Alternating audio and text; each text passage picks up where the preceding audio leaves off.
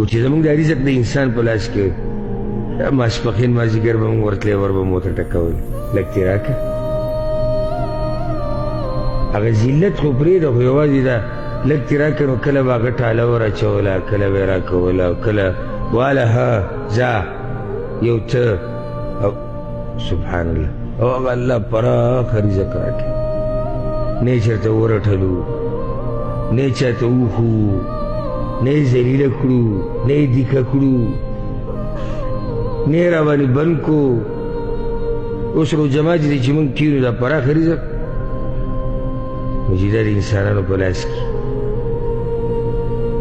بند کړی به یې په مونږ باندې او څومره به یې ستړي کړی وی چې مونږ چې دله دومره صدر کوو ته هیله بیله دي چې معمولي غریب مزدور 1000 روپۍ تنخواه یې د هغه نه سرمن غواړي او هم هسې نه ورکوي مزدوري کوي هغه کار کوي موږ څه کوو د الله لپاره دا خو د الله محض رحم دی په موږ باندې